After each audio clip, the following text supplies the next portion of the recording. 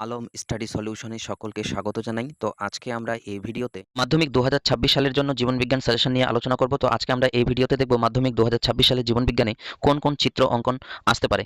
তো তোমাদেরকে এই ভিডিওটি শুরু করার পূর্বে দুটো অ্যানাউন্সমেন্ট রয়েছে। তো ১ নম্বর অ্যানাউন্সমেন্ট হচ্ছে আগামী ১২/১০/২০২৫ তারিখ থেকে অর্থাৎ রবিবার থেকে আলম স্টাডি সলিউশনে তোমাদের সুবিধার্থে নিয়মিতভাবে জীবনবিজ্ঞান এবং ভৌতবিজ্ঞানের এমসিকিউ এসএকিউ প্র্যাকটিস সংক্রান্ত সিরিজ নিয়ে আসা হচ্ছে। ভিডিওগুলো তোমরা অবশ্যই দেখবে। আর ২ নম্বর অ্যানাউন্সমেন্ট হচ্ছে যে তোমাদের জন্য ইতিপূর্বেই কিন্তু জীবনবিজ্ঞানের ৫টি অধ্যায় এবং ভৌতবিজ্ঞানের বেশ কিছু অধ্যায়ের সাজেশন অবশ্য দেওয়া হয়ে গেছে। তো তোমরা যদি ভিডিওগুলি না দেখে থাকো এই ভিডিওর ডেসক্রিপশন চেক করবে, সেখান থেকে ভিডিওগুলো দেখে নেবে। তো চলো ভিডিওটি শুরু করা যাক। তো তোমাদের জীবনবিজ্ঞানে দুটি চিত্র দেওয়া থাকে, দুটি চিত্রের মধ্যে একটি চিত্র অঙ্কন করে তার ৪টি অংশকে দেখাতে বলা হয়। তো এর জন্য ৫ নম্বর বরাদ্দ থাকে। তো আমি যেই সাজেশনটি দিচ্ছি যে তোমাদের প্রথম চিত্র অঙ্কন করে দেখতে হবে যে প্রতিবর্ত পথের একটি পরিচ্ছন্ন চিত্র অঙ্কন করে নিম্নলিখিত অংশগুলি চিহ্নিত করো।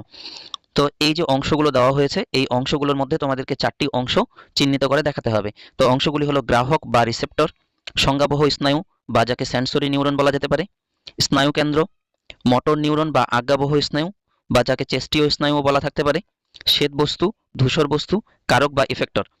এই যে কয়েকটি অংশ দেওয়া হলো, এই কয়েকটি অংশ এর মধ্যেই কিন্তু তোমাদের ৪টি অংশ দেখাতে বলবে অবশ্যই। তো তোমরা চিত্রটি ভালো করে রেডি করে রাখবে। এবার ২ নম্বর প্রশ্ন, একটি আদর্শ নিউরনের বা স্নায়ু কোষের পরিষ্কার চিত্র অঙ্কন করে নিম্নলিখিত অংশগুলি চিহ্নিত করো। তো তোমাদেরকে বলে দেওয়া হচ্ছে এই যে ১ এবং ২ নম্বর যে চিত্রটা দেওয়া হচ্ছে এই দুটো চিত্রের মধ্যেই কিন্তু অবশ্যই একটা তোমরা 100% কমন পেয়ে যাবে। তো এই ২ নম্বর যে চিত্রটা নিউরন বা স্নায়ু কোষ, এর মধ্যে থেকে যে অংশগুলো তোমাদেরকে দেখে রাখতে হবে সেগুলো হচ্ছে অ্যাক্সন, ডেনড্রনের মধ্যে ডেনড্রাইটটাকেও দেখাতে বলতে পারে, মাইলিন আবরণী, এই মাইলিন আবরণীর অন্য নাম দিতে পারে যে মাইলিন শীথ কিংবা বলতে পারে মেডুলারি আবরণ, সোয়ান কোষ, এক্সোলেমা, রেনভিয়ারের পর্ব, নিউরিলেমা, নিজল দানা, নিউরোফাইব্রিল, অ্যাকসন হিলক এবং প্রান্তবুরুষ। এই যে অংশগুলি দেওয়া হয়েছে এই অংশগুলি ভালো করে প্র্যাকটিস করে রাখবে। এর মধ্যেই কিন্তু ৪টি অংশ তোমাদেরকে দেখাতে বলবে। তো তোমাদের প্রথম চ্যাপ্টার থেকে দুটো ছবি দেওয়া হলো, এবার দ্বিতীয় চ্যাপ্টার থেকে দুটো ছবি। তোমাদের সাধারণত প্রথম চ্যাপ্টার থেকে ওই দুটো ছবির মধ্যে একটা ছবি দেওয়া হবে। এবার দ্বিতীয় চ্যাপ্টার থেকে যে দুটো চিত্র দেওয়া হচ্ছে সেই দুটো চিত্রের মধ্যে কিন্তু একটা অবশ্যই তোমরা পেয়ে যাবে। যাক এবার ৩ নম্বর কোয়েশ্চেন, একটি আদর্শ ইউক্যারিওটিক ক্রোমোজোমের অঙ্গ সংস্থানের চিত্র অঙ্কন করে নিম্নলিখিত অংশগুলি চিহ্নিত করো।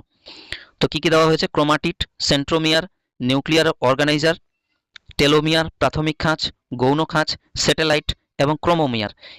একটি আদর্শ ক্রোমোজোমের চিত্র অঙ্কন করে এই যে অংশগুলি রয়েছে এই অংশগুলি অবশ্যই ভালোভাবে প্র্যাকটিস করে রাখবে। এবার ৪ নম্বর কোয়েশ্চেন দেখি। তো ৪ নম্বর কোয়েশ্চেন বলা হয়েছে একটি উদ্ভিদ বা একটি প্রাণী কোষের মাইটোসিসের মেটাফেজ দশার চিত্র অঙ্কন করে নিম্নলিখিত অংশগুলি চিহ্নিত করো।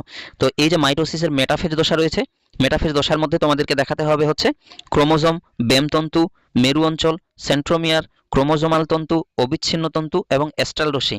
এই যে অংশগুলো দেওয়া হলো এই অংশগুলোর মধ্যে ৪টি অংশ তোমাদেরকে দেখাতে বলবে। তো অবশ্যই চিত্রটা ভালো করে রেডি করে রাখবে।